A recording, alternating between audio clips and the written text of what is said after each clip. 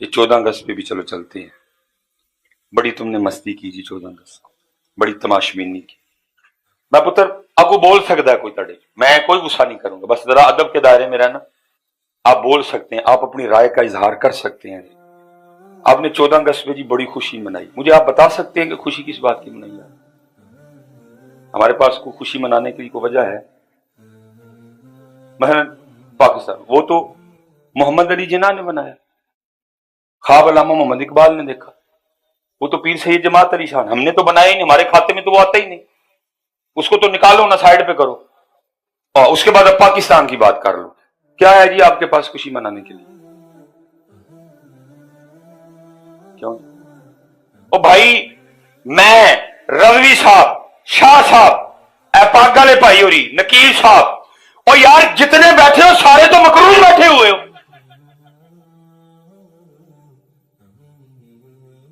खुशी किस बात की मना रहे थे?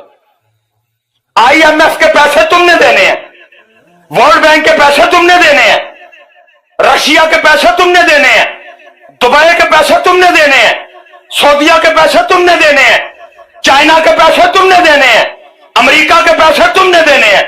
खुशी किस बात की मना रहे?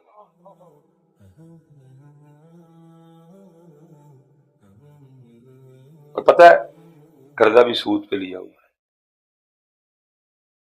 वो तो मकरूज, वो तो सूदी मकरूज है। साहब पाकिस्तान ने इस वक्त अल्लाह और अल्लाह के रसूल से जंग छेड़ी हुई, खुशी किस बात की मना है? मैं कह रहा हूं जी को वजह है आपके नजदीक, तो उठ के मुझे हो सकता है मेरी ना, आप बोल सकते हैं मिसबाई साहब ऐसा गल की खुशी मनाइए।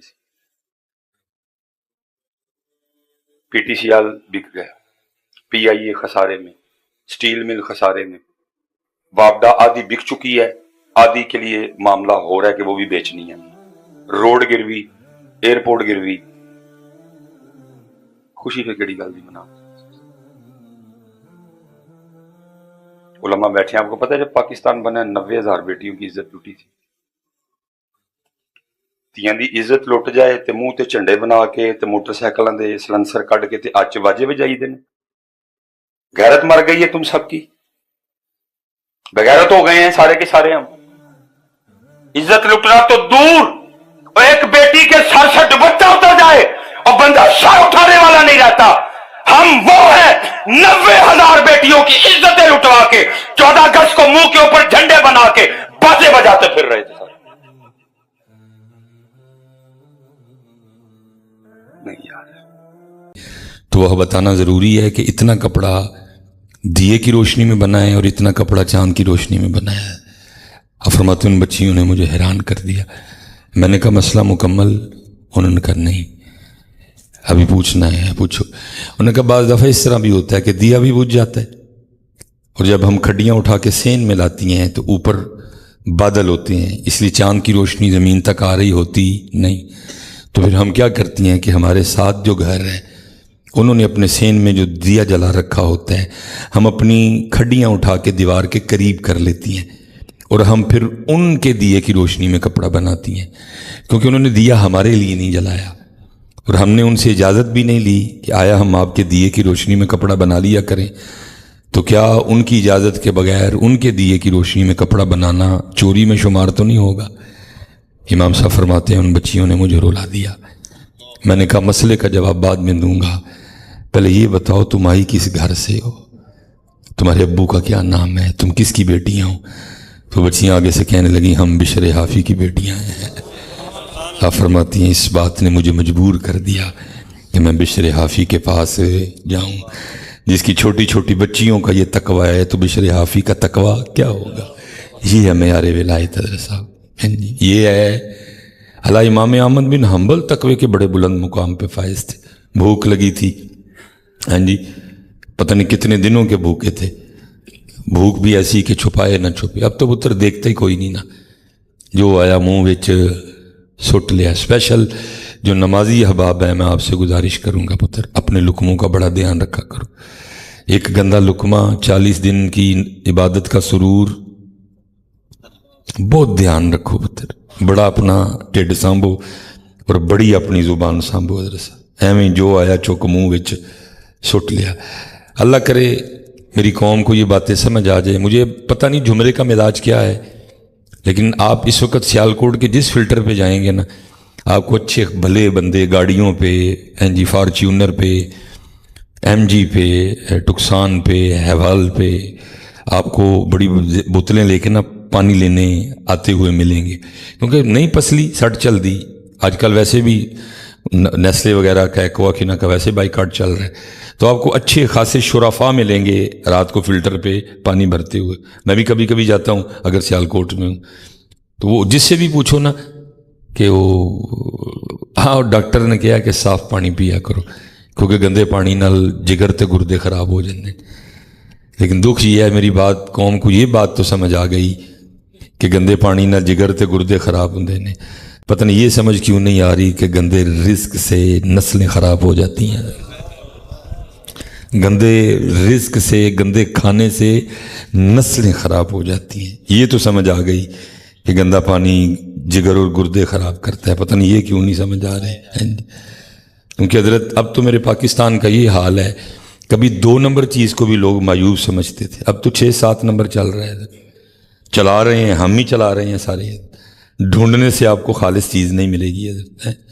मुझे ये सर पे हेयर फॉल का थोड़ा इशू है। मैं उस दिन डॉक्टर साहब है उनके पास चला गया, उन्होंने चेक वगैरह करके कुछ चीज़ों से रोका। मैं नींद पूरी किया करें, पानी ज़्यादा पिया करें, खाना वक्त पे खाया करें। मैं इनमें से कोई चीज़ भी नहीं कर सकता। सर पे इमामा ना बांधा करें, सादी सी को टोपी ओढ़ लें। बहरहाल उन दवाइयाँ लिख दी। अब ये भी बड़े दुख की बात है, अगर कोई डॉक्टर साहब बैठे हैं तो गुस्सा ना कीजिएगा। साढ़े यहाँ डॉक्टरां दी दवाइयाँ लभदियाँ भी सिर्फ सामने दुकान तो ही ने, थोड़ा जगे पीछे टुर जो तो दवाई भी लभदी। तो इसलिए मैंने कहा आगे जाके जो पीछे आना है तो फिर इतों ही ले लेने हैं। मैं वो गया, आपकी तरह उसने भी मोहब्बत की, पहचान लिया। तो मैंने वो दवाइयाँ निकाल रहा था, तो मैंने एवं शुगल में उसको कह दिया, मैंने कहा देखी कि 2 नंबर ना दे दें। तो मैंने अगों हस के कहता हजरत साहब 2 भी लभ जे तो बड़ी गल है, हूँ तो 6-7 नंबर चल रहे हैं। ये पुत्र हमारा हाल है। इस्लाम तो 2 नंबर की भी इजाज़त नहीं देता कोई, हम 6-7 नंबर पे चले गए। तो गंदा रिस्क, नस्लें खराब और हो भी गई हैं जी। बच्चे बात ही नहीं सुनते कोई, और इसमें बहुत बड़ा कसूर जो उनको खिला रहे हैं उसका है। बच्चियां बात नहीं सुनती कोई भी हजरत, उसकी बहुत बड़ी वजह जो उनको खिला रहे हैं वो अंदर से बोल रहा है। फिर हजरत उस गंदे रिस्क ने तबाह कर दिया हजरत। बच्चे बदतमीज़ हैं, बच्चे सुनते नहीं हमारी को। लेकिन वजह क्या है कि खिलाया हमने उनको। ना पुत्र गंदा लुकमा खाओ तो ना गंदा लुकमा खाओ हजरत साहब, ना खाओ तो ना खाओ। जो लेके जाओ पुत्र हलाल का लेके जाओ। हलाल में ऑप्शन मौजूद है। अब मेरे पास इस वक्त जी किसी को नोट है तो दो जरा, मैनू को बंदा दो जरा पैसे।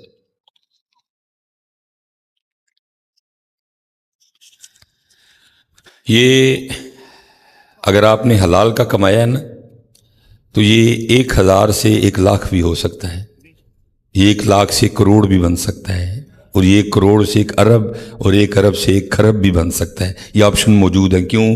क्योंकि हलाल बढ़ता है।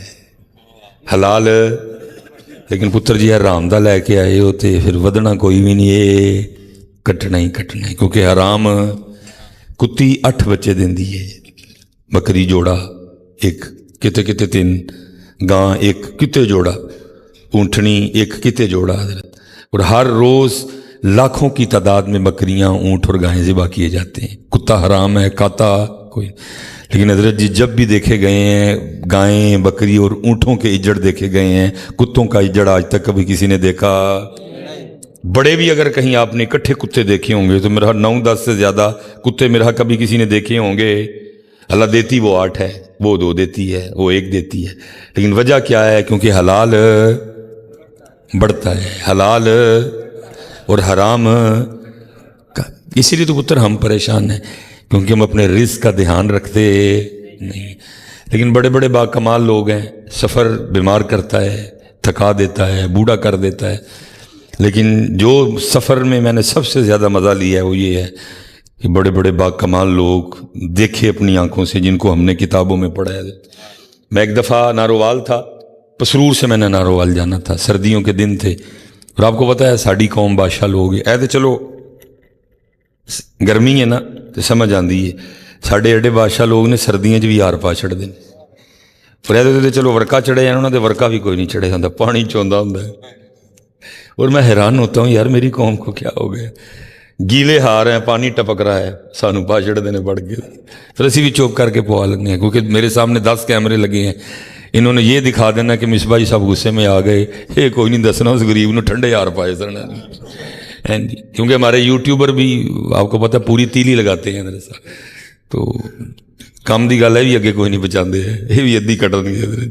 मैं चुप कर जाता हूँ, अच्छा चल यार करनगे तो भरनगे भी। व तो इज़्ज़ु मन तशा व तुज़िल्लु मन तशा, बहुत कटिंग होती है, फजूल बात निकालेंगे बीच में से जो, लेकिन चुप कर जाता हूँ, क्या कर सकता हूँ। तो वो हम गए पसरूर, हमने मगरिब से इशा प्रोग्राम कर लिया, आगे नारोवाल जाना था। मैंने इनको कॉल की, मैंने कहा हज़रत हम आ रहे हैं, कोई लोकेशन वगैरह। उन्होंने कहा हज़रत गांव बिल्कुल बॉर्डर पे है, ठीक है जी, और यहाँ नहीं चलेगा नेविगेशन, तो आप इस तरह करें, आप ट्रैवल करते आएँ, ये रास्ते में सड़क पे बोर्ड लगा होगा, और उसकी सबसे बड़ी निशानी ये है कि बोर्ड के बिल्कुल सामने एक चाय का खोखा है। आप खोखा समझते हैं ना, वो जो लकड़ी का बना होता है सारे का सारा ही। हज़रत हम पहुँच गए, ठंडे हारों ने मुझे भी बेहाल कर रखा था, इसलिए मैंने कहा उनको आने में भी टाइम है, तो चलो चाय पी लेते हैं। हम गए खोखे में, वहाँ एक इंतहाई कमज़ोर से बाबा जी थे। मैंने अस्सलाम वालेकुम बैठ गया, मैंने कहा बाबा जी 4 चावा बना दे। वो चाय बनाने में मशगूल हो गए। मैंने सरसरी सी नज़र डाली उनकी दुकान पे, जो भी गाँव में लायक की जाने वाली चीज़ें हैं वो सारी मौजूद थी, पतीसा, वो सेंगनियाँ, वो गचक वगैरह, और साइड पे ना थोड़ी सी बर्फ़ी भी रखी थी। तो बर्फ़ी देख के जी ललचाया, मैंने बाबा जी को पुकार के कहा, मैंने कहा बाबा जी को पा दफा बर्फ़ी भी कर दो ना। बाबा जी ने चूल्हा हल्का किया और बर्फ़ी की जानिब आ गए। एक हज़रत पुराना तराजू होता था जिसके बीच में किल्ली होती थी, एक तो वो है ना जिसको हाथ में पकड़ते थे, किल्ली उसके भी बीच में होती, लेकिन एक वो जो बेंच पे पड़ा होता था, लेकिन होती उसके बीच में भी किल्ली थी। बाबा जी के पास वो वाला तराजू था हज़रत, तो मैं बाबा जी को देख रहा था। उसने क्या किया, पहले एक खाकी वर्क लिया और उसको एक पलड़े में रखा, जिसके ऊपर उन्होंने रखी बर्फ़ी, ताकि कोई मिट्टी वगैरह बर्फ़ी को लग जाए ना। अब ज़रा दूसरी साइड पे उन्होंने, जिसको आप बांट उर्दू में कहें और पंजाबी में अगर कहें तो वट्टे, दूसरे पासे उन्हें वट्टे रख, मैं देख रहा था। लेकिन उन्हें की था, उन्हें फिर एक खाकी कागज़ कढ़िया और दूसरे पासे रख के तो फिर उहदे उत्ते वट्टे रखे। मैं हैरान रह गया, मैंने कहा वाह वाह, जिहड़े लोग किताबां च पढ़ते हैं, शुक्र है जखा ना भी वेख ले।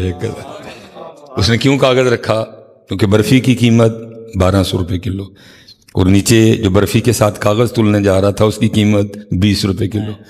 भला उसका कितना वज़न होगा एक कागज़ का, लेकिन वो इतना तकवे वाला बाबा था कि उसने एक कागज़ भी बर्फ़ी के वज़न में तुलने दिया, और उसने उसको कैसे कवर किया, उसने दूसरी साइड पे भी कागज़ रखा ताकि बर्फ़ी ही तुले, कागज़ तुले।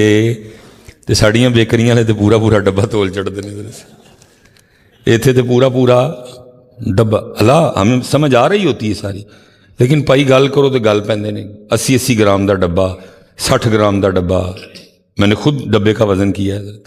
40 ग्राम का डब्बा तोल छड़ते हैं जी नाल पूरे का कादे वज़न च, बर्फ़ी दे वज़न च। अल्लाह डब्बे की कीमत ये, लेकिन वो इतना तकवे वाला बाबा था कि उसने एक बारीक सा कागज़ भी तुलने दिया नहीं। क्योंकि मैं ये मंज़र देख रहा था, मुझसे रहा नहीं गया, मैंने उठ के ना तो बाबा जी को गले लगा लिया। तो थोड़े से घबरा गए, तो मुझे कहते हैं मौलवी जी की होया है। मैं क्या बाबा जी इन्ने साल किताबां जो पढ़ते रही हैं, जखा दे सामने होया है। सोना रिज़क पुत्र, सोना रिज़क खड़ो अपने घर, और फिर वो सोने रिज़क दी मौजां देखो। हराम ने तबाह कर दिया हमें, सोचें बिगड़ गई हैं, फिक्रें बिगड़ गई हैं, अंदाज बिगड़ गए हैं, दिल सख्त हो गए हैं। कुछ नहीं इन गंदे पैसों ने रहने दिया, सोने पैसे ले आओ पुत्र हैं। हालांकि इमाम अहमद बिन हम्बल खुद तकवे के बहुत बड़े मुकाम पे फायज थे, इतने भूखे के भूख छुपाए न छुपे। घर आए, बच्चों की अम्मी से कुछ तलब किया, पूछा कुछ खाने को है, उन्होंने कहा जी कुछ नहीं। इमाम साहब फिर चले गए। अब वो बच्चों की अम्मी से भी नहीं देखा गया। वो क्या किया उन्होंने, मोहल्ले में किसी घर गई, थोड़ा सा आटा मांग लाई कि जब हमारा आटा आएगा तो हम आपको दे देंगे। ले आके गुनिया, और इमाम साहब के इंतज़ार में कि इमाम साहब आएँ और ताज़ा आटा गूंद के रोटी पका के दें। इमाम साहब आए, ताज़ा आटा देखा, पूछा घर में तो कुछ नहीं था, आटा किधर से आया? बीबी साहबा ने अर्ज़ की कि फलां फलां घर से मांग के लाई।